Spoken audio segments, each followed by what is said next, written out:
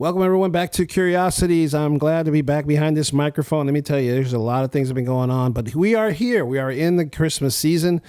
This is the holiday season. People are getting ready for their Christmas gatherings, and right around the corner from that will be the dropping of the ball on the new year for 2024. So thank you for joining me. I want to get into the top 5 stories of 2023. We went through and selected 5 specific stories from 5 to 1 that have an impact on people in the family setting in the Christmas season. So let's get right to it so we don't waste too much time. But before I get into that, actually, can you do me a favor and hit that like button down below? Follow us if you're on X or on YouTube or any other platform that you see this on, especially in Facebook. I really like my Facebook crowd.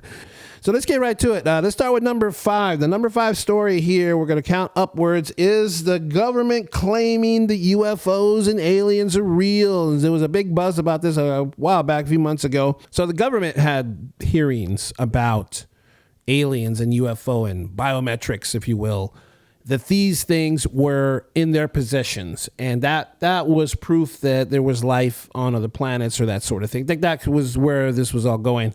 But, you know, if you're going to say that UFO and aliens are real, why don't we just go ahead and have a government hearing talking about how Santa Claus is real, too. And then, you know, he flies around in a sleigh with floating reindeers. I'm being facetious here, of course.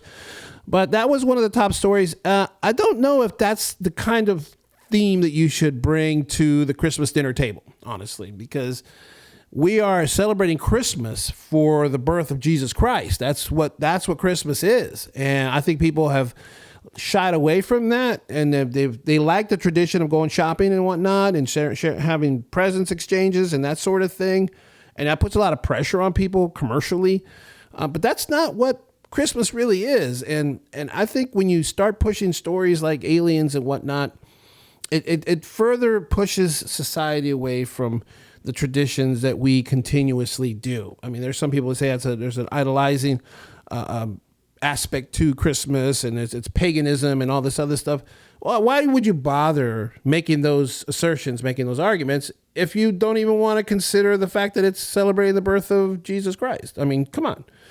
The number 4 story of the year is the Hollywood strike. And they were striking for a number of reasons. Money is probably the biggest reason, but there was also this undercurrent of AI and the idea that AI, artificial intelligence, will be replacing writers and actors and that sort of thing. But this is across the board. People are worried about AI replacing them at all types of jobs. Even teachers are concerned that AI might replace them at some point in the future. But you know where there's one place that AI will never replace you? At home. With your family, with your loved ones. AI cannot replace you there. I mean, they could make some kind of simulation if they wanted to and have mom and dad come back to life on screen. That's kind of creepy to me. But a person in the room with you is a genuine human being. That cannot be replaced by an AI no matter how hard they try. The number 3 story of 2023 was the Bud Light boycott. I'm sure everyone's heard about this, and people are still talking about it to some degree. But this is a classic case of F around and find out. You know, Bud Light wanted to poke with, you know, people's traditions, the thing that the Bud Light customer wanted and liked, and the whole aura and the whole theme and the whole element of the Bud Light culture, if you will. They wanted to upend that with Dylan Mulvaney or something like that. That did not go over so well. And at the end, they ended up costing the company billions, I think, or over $1 billion in market cap and all kinds of other terrible things. And there's still a boycott out there.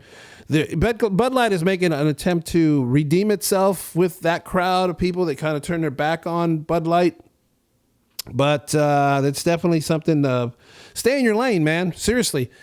The number 2 story of the year for me and for us here at the New Kingdom Radio Theater is the train derailment in East Palestine, Ohio. If you remember earlier in the year, there was a train that literally derailed somewhere in this poor town in Ohio, and it spilled all these toxic chemicals everywhere, and it literally destroyed the natural environment in that area. It took forever for the Biden administration to react to it, to that Secretary Pete Buttigieg to actually respond, even visit the place. This is a good example. This is a prime example of how and why you should not ever depend on the government to come save you. They just will not do it.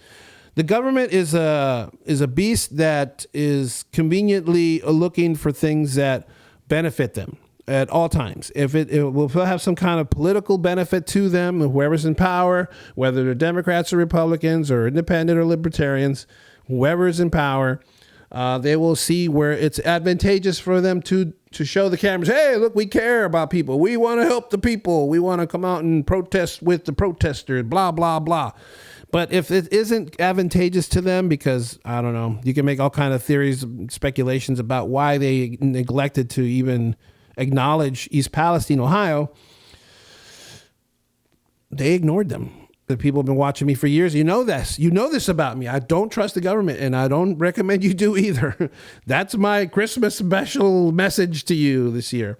All right, so my number one, or the New Kingdom Radio Theater, should I say, the number one story of 2023 that somehow aligns with this Christmas theme, the decline of Disney. And this is not just a story that's good for now to talk about right this minute, but this is an ongoing story. It is a story in progress that will go well into 2024. It's one that content creators all across YouTube and everywhere else have been making tons and tons and tons, a vast sea of videos you can watch from different content creators talking about Disney and the Disney flops and the Disney movies. Even I've done a couple of them.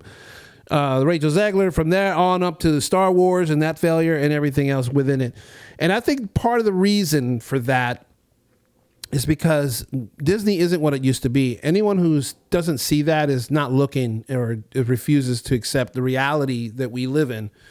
Disney has an agenda. Disney's been pushing agendas that seem to be not aligned with traditional family values. And for whatever reason, that becomes a stigma for some people. That's a trigger for some. What do you mean a traditional family? Are you talking about patriarchy? Listen, if you don't like patriarchy, that's fine for you. But that's not what everybody believes. And that's not what everybody thinks. And it shows with Disney that not everyone's going to buy into that, man, obviously, because if they did, Disney wouldn't be losing their shirt right now. They wouldn't be in the middle of a hostile takeover right now. They wouldn't be putting out bomb after bomb at the box office right now if that were true. But it is not true. People want to have a fantasy, whether it's rooted in these old traditions that you don't align with, that you don't believe in anymore. Fine. Happy for you, man. But you know what? There are hundreds and hundreds and hundreds of millions of people that do like it, that do want that. And they will pay money at the theater box office to watch it. And if you won't give it to them, they won't watch it. Duh. Like, this is the problem with Disney. So, and I know in years past, even I've done this with my daughter when she was much younger. We would go to the theater and, in the Christmas time in theaters to watch Disney movies, because this was part of the tradition for us. We want, father-daughter thing. We go and watch a Disney movie and it was all, warm and fuzzy. We will walk out of the theater feeling good. We got our belly full of popcorn, that sort of thing. But now it's like you're shoving these ideas in our minds, to our face, these things that we're not comfortable with it, man. We're just not. And so Disney doesn't want to that doesn't register. It makes their head explode. I'm sorry, but Disney is on the decline so fast and so bad. And that is one of the great travesties, I think, of American culture, is to see one of the most beloved companies for films and animation to just become such a cesspool of garbage. Honestly, there's no other way to say it. And if anything, I would like to spend this Christmas time with my family watching an older Disney film from before they got poisoned, from before they started with their stupidity. And I recommend you all do the same. I'm not saying we should throw out Disney, because there's so many beautiful things about Disney. Has so many beautiful stories that they have shared over the years. And I definitely want to continue to share those with my family. I suggest we try our best to do that. And, there's a big, I saw somewhere in the news that people are starting to buy more VHS now. It's like a big thing. I think part of the reason is because you can't digitally destroy or change that.